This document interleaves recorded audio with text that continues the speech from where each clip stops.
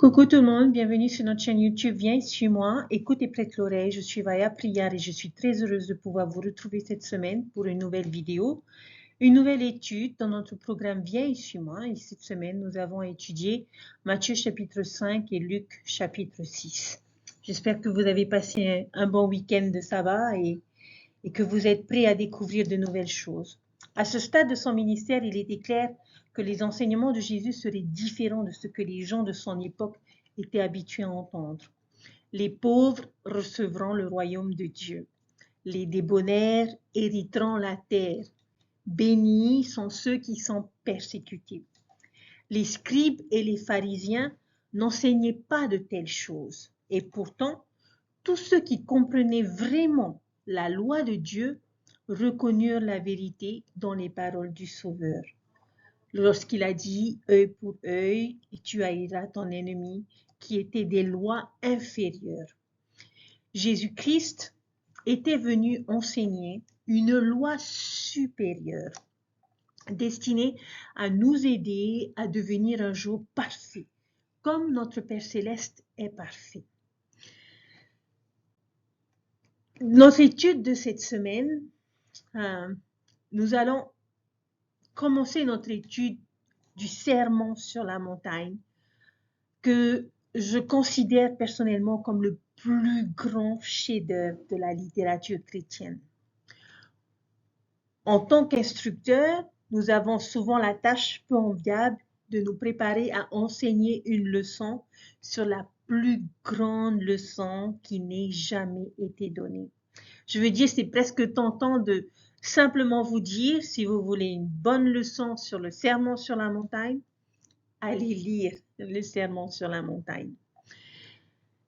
Qui suis-je pour venir ajouter aux enseignements de notre Sauveur lui-même, ou essayer de faire un sermon sur le sermon des sermons? Cependant, cela étant dit, nous savons que ce n'est pas vraiment notre rôle en tant qu'instructeur de vous envoyer simplement lire les Écritures par vous-même. C'est une semaine qui, pour moi, est difficile à enseigner car il y a tellement de choses dont on pourrait parler. C'est comme essayer de creuser une montagne avec une petite cuillère. Jeffrey R. Holland a dit ceci à ce sujet. D'ailleurs, il a dit que le magistral sermon sur la montagne, 6 pages et demie, qu'il nous faudrait 6 ans et demi pour pouvoir enseigner correctement. Eh bien, chers frères et sœurs, nous allons quand même essayer d'en découvrir certaines réflexions en sachant que nous ne lui rendrons pas justice. Ce que je vais essayer de faire, c'est de couvrir certains faits saillants. Vous remarquerez également que je ne vais pas passer beaucoup de temps dans Luc chapitre 6 cette semaine. De nombreuses histoires que nous lisons dans ce chapitre seront couvertes dans d'autres semaines. Et Luc chapitre 6 contient également de nombreux enseignements similaires au sermon sur la montagne et est parfois appelé le sermon sur la plaine. Il y a en effet de belles réflexions supplémentaires sur les enseignements du sermon sur la montagne. Alors, j'aimerais nous encourager à le lire après avoir étudié Matthieu chapitre 5. Cherchez dans votre lecture ce que ces enseignements ajoutent en plus, mais nous ne couvrirons pas ces choses. Une note supplémentaire, vous remarquerez peut-être que certaines des pensées et des idées vous sembleront familières, et ce serait parce que si vous avez étudié le livre de Mormon, il y a en effet dans le livre de Mormon, Jésus enseigne presque exactement le même sermon dans le 3e livre de Néphi aux Néphites. Et alors, je vous invite à prendre vos écritures, à prendre vos crayons, et parce que je pense qu'il est temps de creuser profondément. Alors, j'aimerais poser pour commencer une question à chacun d'entre nous, une question très simple. Y a-t-il quelqu'un qui est le genre de personne qui aime lire la dernière page d'un livre en premier? Si c'est le cas, pourquoi? Vous pourriez peut-être me dire parce que vous aimez savoir si la lecture du livre en vaudra la peine, ou bien parce que vous n'aimez pas les surprises, ou que, comme moi, vous n'aimez pas attendre, ou bien parce que cela nous permet peut-être aussi de savoir à quoi mène tout le livre, ou de quoi ce livre va parler en général. Eh bien, quel que soit le genre de personne que vous êtes aujourd'hui, nous allons aborder Matthieu chapitre 5 de cette manière. Nous allons commencer par le dernier verset qui, je pense, va révéler de quoi parle le reste du chapitre. Alors, allons voir dans Matthieu chapitre 5, le verset 48, et que nous dit-il? Il nous dit, « Soyez donc parfaits comme votre Père qui est dans les cieux est parfait. » Maintenant, ce verset peut parfois nous donner une certaine réaction et nous pouvons nous dire vraiment, est-ce qu'il pense vraiment que nous devons être parfaits pour aller au ciel? Et la réponse surprenante à cette question est oui. Techniquement parlant, nous devons être parfaits pour pouvoir entrer dans le royaume de notre Père céleste. Nous savons par les Écritures que rien d'impur ne peut entrer dans le royaume des cieux. Le Seigneur ne peut pas considérer le péché avec la moindre indulgence. Les êtres célestes sont des êtres parfaits, c'est-à-dire des personnes sans péché. Mais avant de baisser les bras et de nous dire, eh ben, je ferai aussi bien d'abandonner maintenant, permettez-moi de reformuler la question. Dois-je être parfait dans cette vie pour aller au ciel? La réponse à cela est bien sûr que non. Alors, qu'est-ce que le Sauveur veut nous enseigner ici? Permettez-moi de vous donner 3 réflexions à ce sujet. Premièrement, lorsque l'on jette un coup d'œil à la note de page de Matthieu chapitre 5, 48, cela indique que le mot grec original utilisé ici pourrait également être traduit par complet, fini ou entièrement développé. Par conséquent, une façon de regarder ce verset est de dire que le Christ nous invite à nous efforcer d'être complet, nous invite à terminer notre course ou nous invite à chercher à nous développer vers la perfection. Cela ne signifie pas être sans péché, sans faiblesse ou sans faute. Lorsque l'on regarde toujours dans la note de bas de page, nous voyons qu'elle nous renvoie à une écriture dans les Doctrines et Alliances, à la section 67 au verset 13, et qui nous dit ceci, vous ne pouvez pas supporter la présence de Dieu maintenant, ni le ministère des anges. C'est pourquoi, persévérez dans la patience jusqu'à ce que vous soyez rendus parfaits. Cela semble suggérer qu'il s'agit d'un processus dont nous parlons ici. Nous devenons perfectionnés sur une longue période de temps, grâce en grâce, ligne sur ligne, précepte sur précepte. Et ce processus va exiger quelle qualité? Eh bien, de la patience. Patience chez qui en particulier? Patience avec nous-mêmes, patience avec le processus, patience avec les autres qui sont aussi sur ce chemin et qui ont besoin de temps pour devenir ce qu'ils sont capables de devenir. Et puis, peut-être que ma référence croisée préférée pour ce verset serait Doctrines et Alliances, section 76, verset 69, où nous voyons aussi le mot parfait utilisé dans les Écritures. Et c'est un verset qui décrit les types de personnes qui hériteront de la gloire ou de l'exaltation céleste. Mais comment ce verset utilise-t-il le mot parfait? Voici ce qu'il nous dit. Ce sont là les âmes qui héritent de la gloire céleste, qui sont des hommes justes, rendus parfaits par Jésus, le médiateur de la nouvelle alliance, qui a opéré cette parfaite expiation par l'effusion de son propre sang. Selon vous, chers frères et sœurs, comment est-ce que ce verset éclaire-t-il notre compréhension de Matthieu chapitre 5, verset 48? Qu'est-ce qui est parfait? Eh bien, c'est l'expiation qui est parfaite, pas nous. Et cette expiation parfaite est ce qui nous permet d'être rendus parfaits ou perfectionnés dans la patience. Quel genre de personnes sont rendues parfaites? Des personnes justes. Donc, si je veux entrer dans le royaume céleste, je n'ai pas besoin d'être parfait dans cette vie. Je dois juste être juste. Et alors, l'expiation du Christ viendra et me perfectionnera, me rendra entier ou complet ou complètement développé. Je crois que c'est l'intention du Christ avec le sermon sur la montagne. Il va nous apprendre comment faire cela, comment être juste. Et puisque c'est ainsi que se termine le chapitre, cela suppose que tout ce qui précède ce verset va nous aider à apprendre à être juste. Jésus va nous apprendre à être juste. Et cela tombe bien parce que Jésus lui-même est le plus grand exemple de ce qui est juste. Et dans un sens, ce qu'il fait ici révèle son propre personnage.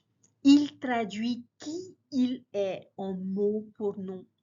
Et pendant que nous étudierons la parole, je crois que vous remarquerez que les choses qui sont enseignées dans le sermon sur la montagne se concentrent sur qui nous sommes en tant que chrétiens, plutôt que sur ce que nous croyons en tant que chrétiens.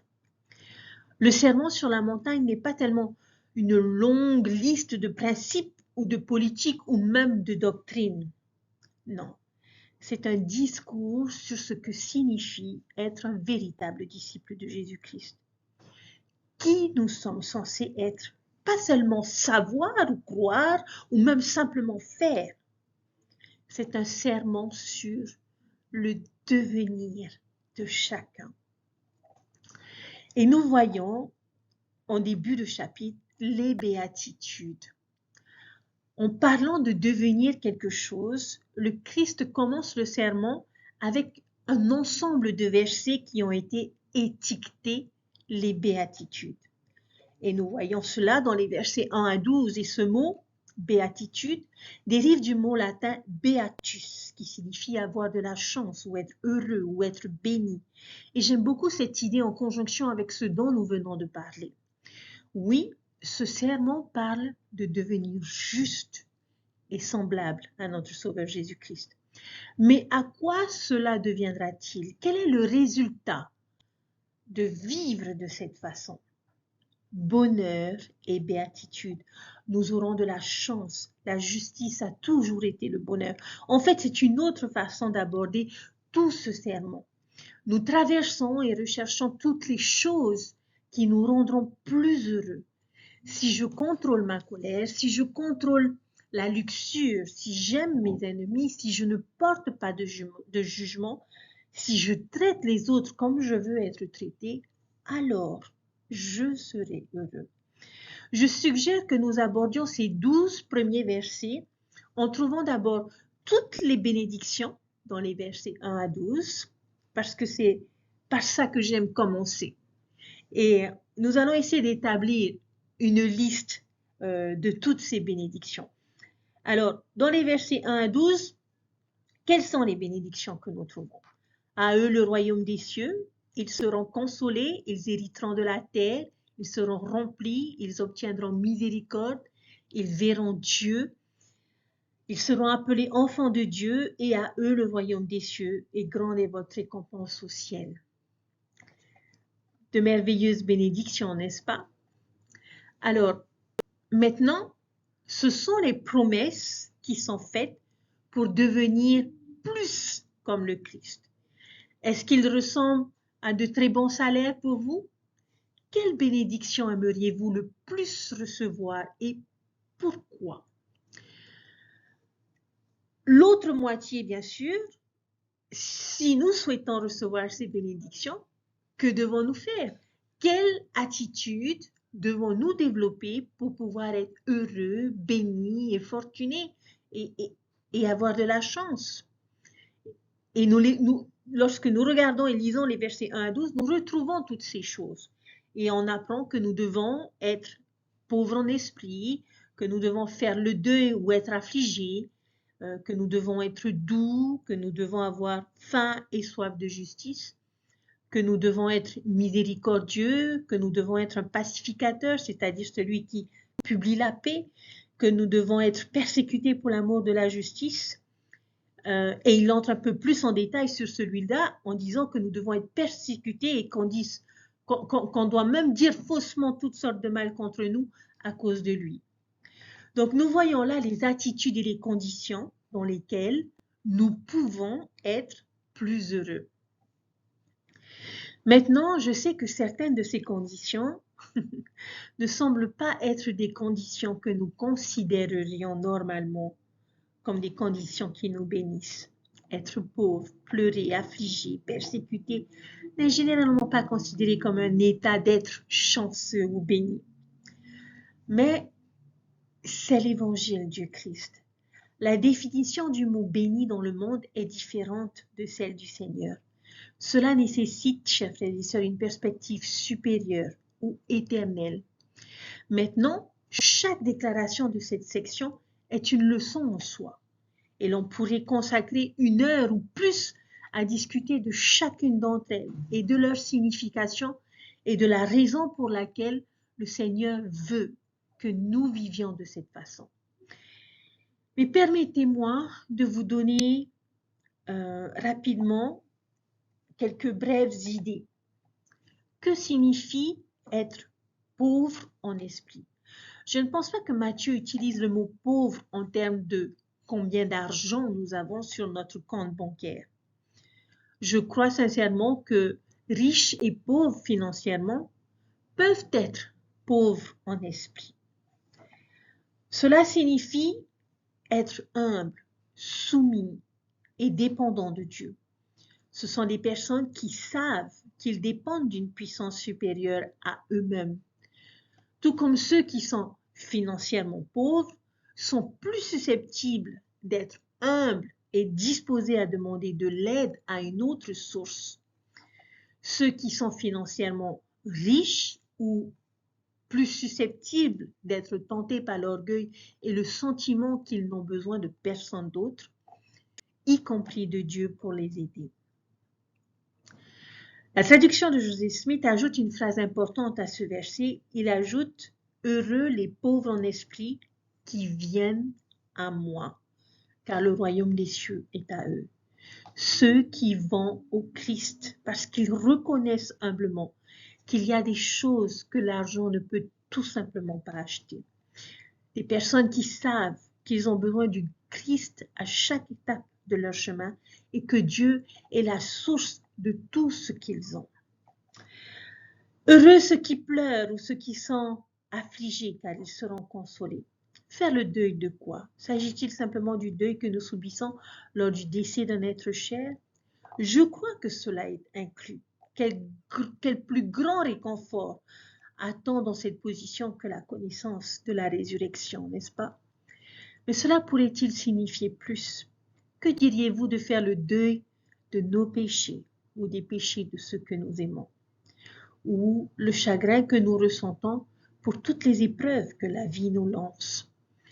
Je crois que cette promesse de réconfort, de consolation s'applique à tout cela. N'oubliez pas non plus qu'être consolé ne signifie pas vivre une vie confortable. Nous parlons ici d'une paix intérieure et d'une paix que l'on retrouve dans les éternités. J'aime la béatitude du verset 6, « Heureux ceux qui ont faim et soif de justice ». J'aime beaucoup cette description. L'une des qualités qui nous rendra le plus heureux est de désirer la justice, en avoir faim et soif. Pensez à un moment où vous aviez vraiment faim, après une longue journée de travail, ou tout simplement pensez à un dimanche de jeûne. Que diriez-vous d'avoir soif?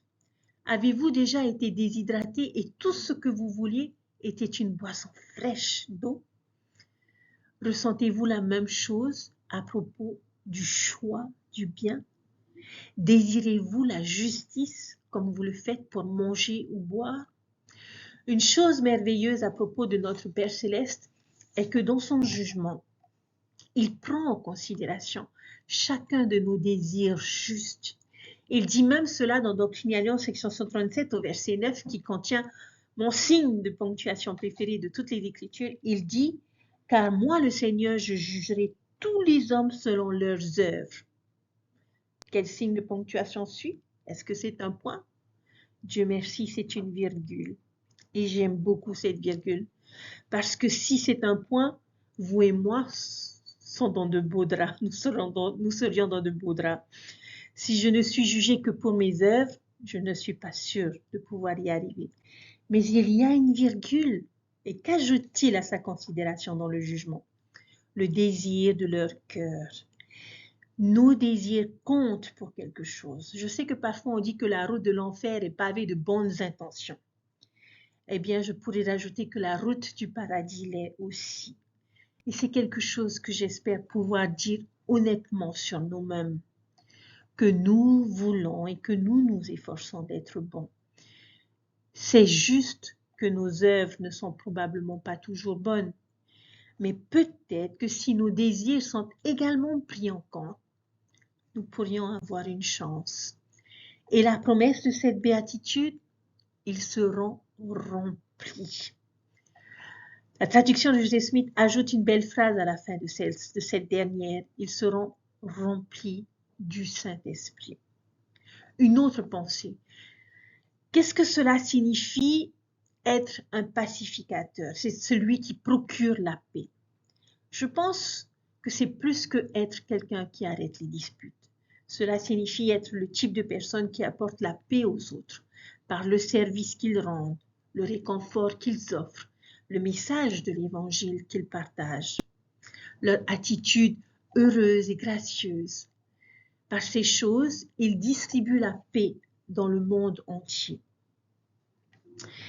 Chers frères et sœurs, en cherchant à refléter les qualités des béatitudes que nous découvrons cette semaine, nous devons savoir que nous pouvons être plus heureux, plus chanceux et plus bénis.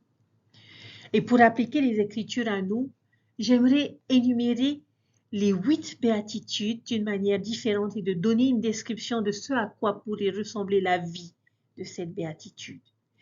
Et ensuite, je nous encourage à en choisir 2 sur lesquelles vous pensez pouvoir travailler. Pauvre en esprit, la première béatitude. Je reconnais mon besoin de Dieu et de Christ dans ma vie. Je cherche à être humble et je rends gloire à Dieu pour toutes mes bénédictions, mes talents et mes dons. Affligé, je ressens une tristesse selon Dieu pour mes propres péchés et les péchés des autres. Je reconnais que le chagrin causé par le péché, la mort et les épreuves fait partie de la condition mortelle et je maintiens ma foi en Dieu aimant dans ces circonstances. Je cherche à pleurer avec ceux qui pleurent. D'où je suis docile et soumis à l'autorité de Dieu. J'ai un grand degré de maîtrise de moi et de contrôle avec les pouvoirs et les dons que Dieu m'a donnés.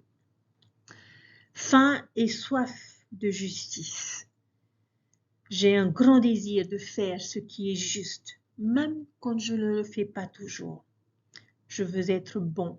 Je veux connaître Dieu et faire sa volonté plus que toute autre chose, y compris mon propre plaisir, statut ou succès. Miséricordieux. Je peux pardonner aux autres. Je n'ai pas toujours à riposter ou à me venger. Je ne me concentre pas sur les lacunes ou les faiblesses des autres. Pur de cœur.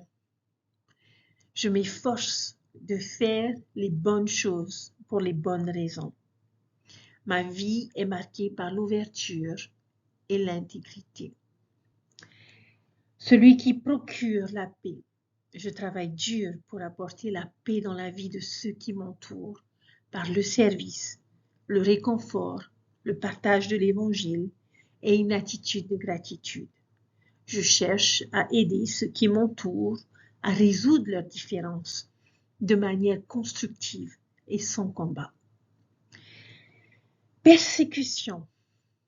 Je dois être prêt à défendre la vérité et la justice et mon témoignage de l'Évangile de Jésus-Christ, même si cela signifie être persécuté, ridiculisé ou souffrir. Chers frères et sœurs, avec toutes ces choses, je vous invite à réfléchir à ce qu'il pourrait faire, à ce que vous pourriez faire cette semaine, qui selon vous vous aiderait à développer plus pleinement cette qualité. Le prophète Joseph Smith a dit un jour que le bonheur est l'objet et le dessein de notre existence et en sera la fin si nous poursuivons le chemin qui y mène. Eh bien, chers frères et sœurs, notre Sauveur Jésus-Christ vient de nous donner une grande idée de ce à quoi ressemble ce chemin. Ces qualités que l'on appelle les béatitudes nous apporteront à coup sûr le bonheur qu'elles nous promettent. Soyons tous ce que nous pouvons être en vivant chacune de ces béatitudes dans notre vie.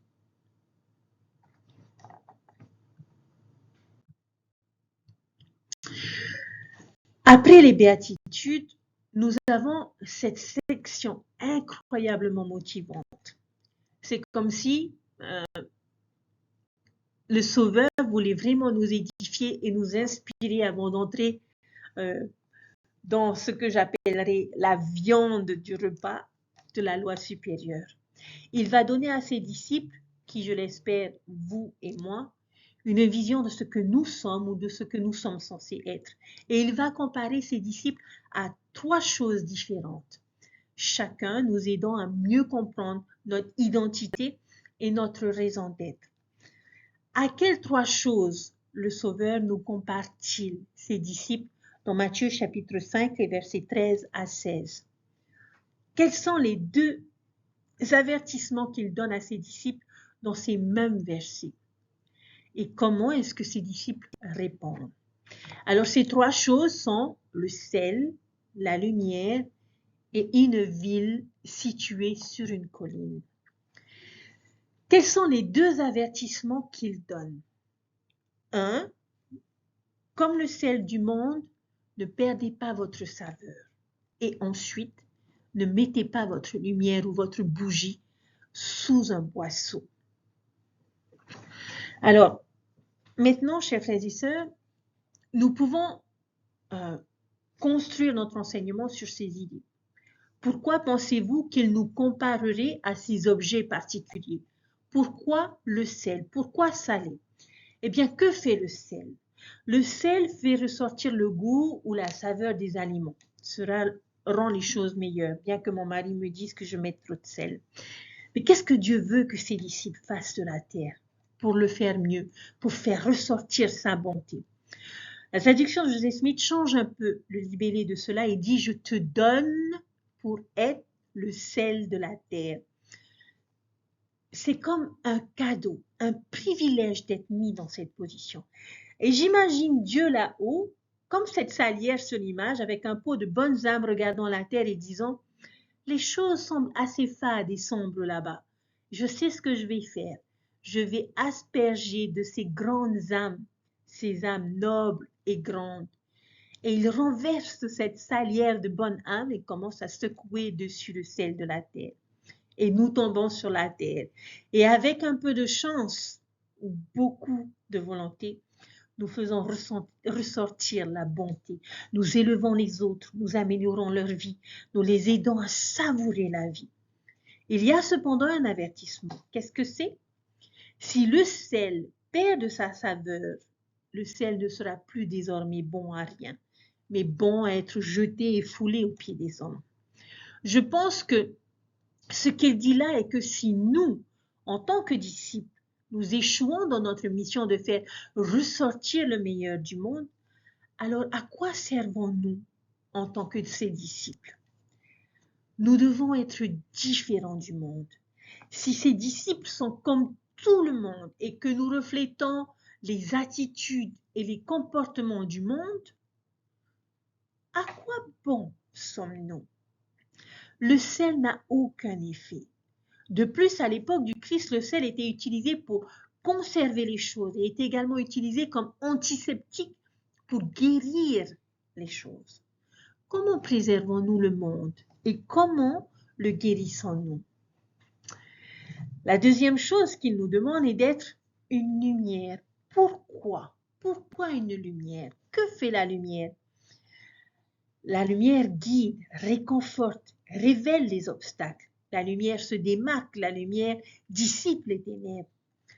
Et l'avertissement qu'il nous donne ici que nous ne devrions pas faire de cette lumière qui est la nôtre, nous sommes avertis de ne pas mettre notre lumière sous un boisseau, mais plutôt sur un chandelier pour que cela éclaire, ne pas cacher notre lumière. Je pense que parfois nous ne luttons pas tellement avec le désir d'être bon, mais plus soucieux de faire savoir à tout le monde que nous avons ce désir. Nous préférons nous fondre dans le décor et nous asseoir sur notre boisseau au lieu de laisser notre lumière briller devant le monde. Un boisseau, comme vous le voyez sur l'image, est un panier. Et nous voulons mettre ce petit panier au-dessus de notre tête et faire briller notre lumière dans ce petit espace, rien que pour nous. Et nous disons, Seigneur, je veux faire briller la lumière, mais n'est-ce pas correct si je la fais briller ici? Elle brille quand même. Personne n'a besoin de connaître mes normes. Personne n'a besoin de savoir que je suis différent, n'est-ce pas? Le problème, chers frères et sœurs, avec tout cela est qu'arrive-t-il à une bougie si vous la couvrez ou si vous mettez un papier dessus? Je me souviens de mon expérience avant de me lancer dans ma chaîne YouTube où pendant la période du Covid, nous faisions les enseignements à la maison et je m'efforçais de préparer pour chaque dimanche l'enseignement de Viens chez moi. Et j'étais avec ma petite famille, ma maman, ma grand-mère, et puis deux amis se sont joints à nous et chacun a exprimé sa reconnaissance pour les enseignements que je partageais et qui les édifiaient beaucoup et leur donnaient la force de surmonter les difficultés, et notamment cette pandémie et ce confinement que l'on nous avait imposé. Et certains membres de ma famille me disaient combien il était dommage que ces enseignements que je partageais chaque dimanche ne pouvaient, que d'autres ne pouvaient pas en profiter et en bénéficier. Mon mari m'a beaucoup encouragée à créer cette chaîne YouTube, mais j'étais contente de ce petit foyer dans lequel je partageais ces enseignements. Et d'une certaine manière,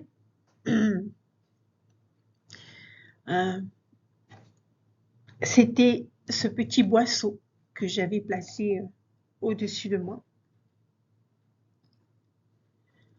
Aujourd'hui, je suis reconnaissante des encouragements et du soutien de mon mari et de ma famille qui m'ont invitée à partager cette lumière que j'avais, et notamment ces enseignements de Viens et suis-moi que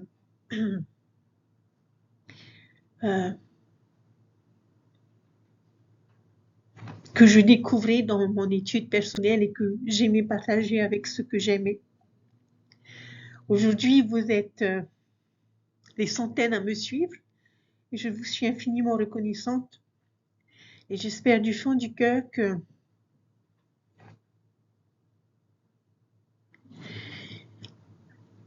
cette lumière que le Seigneur nourrit chaque semaine à travers ses écritures, à travers ses apôtres et prophètes, éclaire votre vie, illumine l'obscurité dans votre vie et vous apporte la chaleur et le réconfort nécessaires dont vous pourriez avoir besoin dans votre vie. Alors, chers frères et sœurs, quelles que soient nos responsabilités, ne permettons pas à la lumière qui est en chacun de nous de s'éteindre.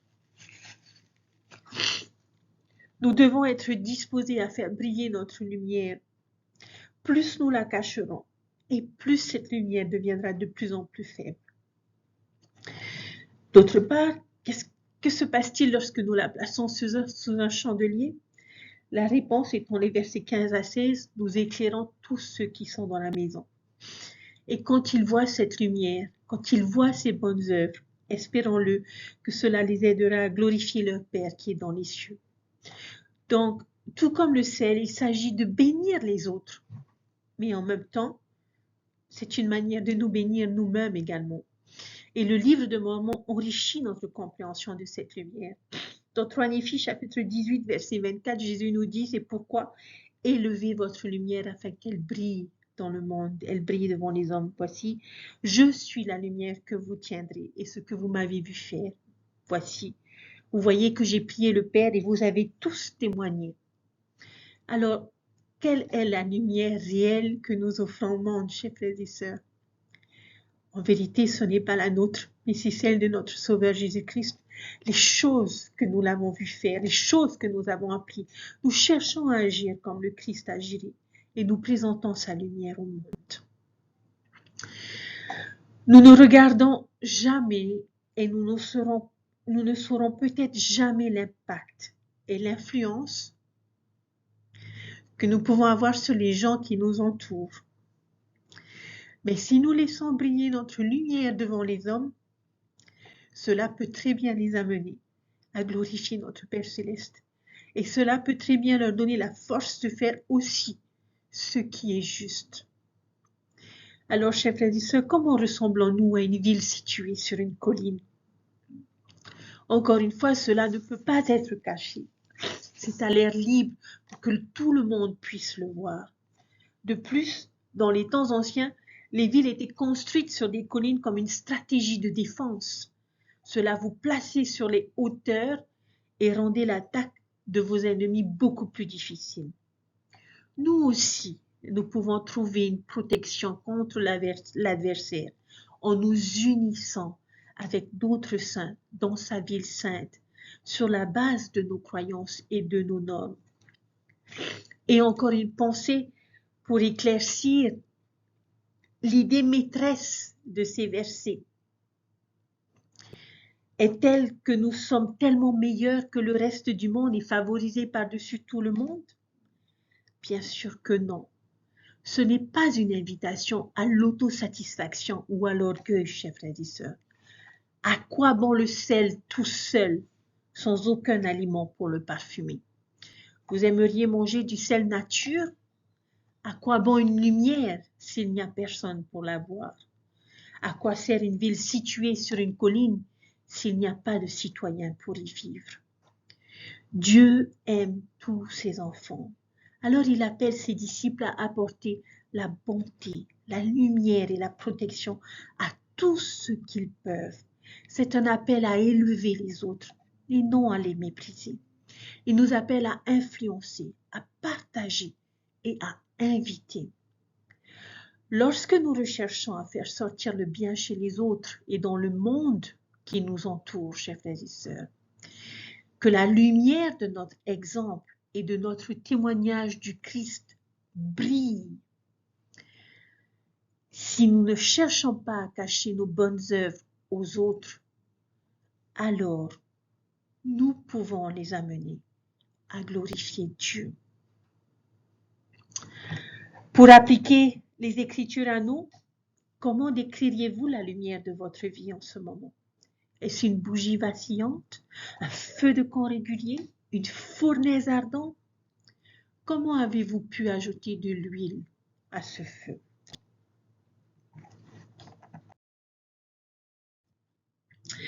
Chers frères et sœurs, je nous encourage tous à être ce sel, à être cette lumière, à être cette ville, n'ayant pas honte de qui nous sommes ou de ce que nous croyons.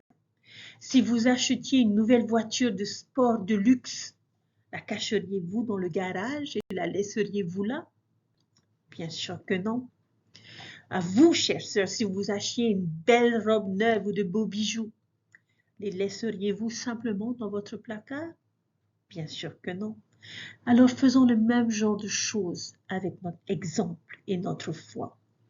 Le Seigneur a besoin de nous pour montrer au monde qui nous sommes et ce que cela signifie d'être un disciple de Jésus-Christ et à quel point cela nous rend véritablement heureux, sans orgueil. Tendons la main et apportons la bonté au monde qui nous entoure. Nous avons été envoyés sur cette terre en ce moment dans un but très spécial. Être un témoin de notre Sauveur Jésus-Christ en tout temps, en toute chose et en tout lieu. Et si nous pouvons saisir la vision de cela, de qui nous sommes, nous serions une grande force dans ce monde pour le bien. Frères et sœurs, chacun de nous aspire à mener une vie plus chrétienne que celle que nous réussissons habituellement à vivre. Si nous admettons cela honnêtement et que nous essayons de nous améliorer, nous ne sommes pas des hypocrites, mais nous sommes humains. Puissions-nous refuser que nos folies de la condition mortelle et les inévitables défauts, même des meilleurs hommes et femmes qui nous entourent, ne nous rendent cyniques à l'égard des vérités de l'Évangile, de la véracité de l'Église, de notre espoir en l'avenir ou en la possibilité d'une piété sincère. Si nous persévérons, chers frères et sœurs, notre perfectionnement sera entier et total dans les éternités. C'est ainsi que le Nouveau Testament définit la perfection. La perfection que le Seigneur voit pour nous consiste en bien plus que des accomplissements sans erreur. C'est l'espérance éternelle telle qu'elle est exprimée par le Seigneur dans sa magnifique prière d'intercession à son Père. Que nous puissions être rendus parfaits et capables de demeurer avec eux dans les éternités à venir. L'œuvre et la gloire entière du Seigneur concernent l'immortalité et la vie éternelle de chaque être humain.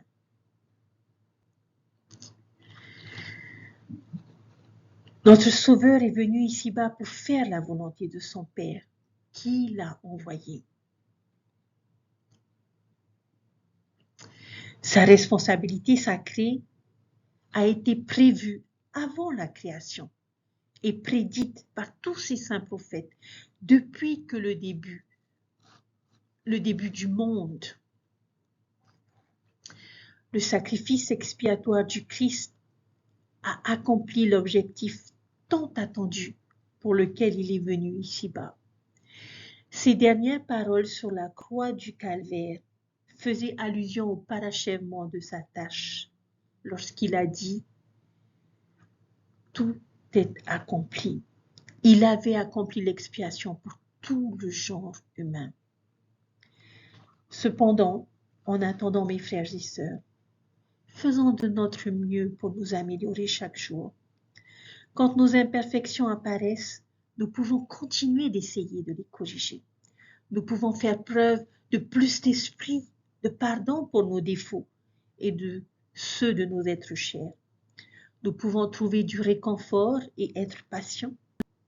Le Seigneur a enseigné, vous n'êtes pas capable de supporter actuellement la présence de Dieu, ni le ministère d'ange. C'est pourquoi persévérez avec patience jusqu'à ce que vous soyez rendus parfaits. Nous ne devons pas, chers frères et sœurs, nous laisser effrayer si nos efforts pour atteindre la perfection nous semblent maintenant trop pénibles et sans fin. La perfection est à la clé. Elle ne peut être complète qu'après la résurrection et seulement par l'intermédiaire du Sauveur. Elle est pour tous ceux qui l'aiment et qui gardent ses commandements. Elle inclut des trônes, des royaumes, des principautés, des pouvoirs et des dominations. La perfection est le but pour lequel, chers frères et sœurs, nous devons endurer. C'est la perfection éternelle que Dieu a en réserve pour chacun d'entre nous. Et j'en témoigne au nom de Jésus-Christ. Amen. Prenez soin de vous, lisez ces béatitudes, découvrez la loi supérieure de notre Sauveur. Mais ne craignez pas, ne doutez pas, ne baissez pas les bras, parce que par le Sauveur, nous serons rendus parfaits. Prenez soin de vous, je vous souhaite une belle semaine. Faites attention à vous. Faites attention à vos êtres chers, chers frères et sœurs. Parce que du jour au lendemain, nous pouvons les perdre. mais nous avons un merveilleux plan à notre disposition aujourd'hui.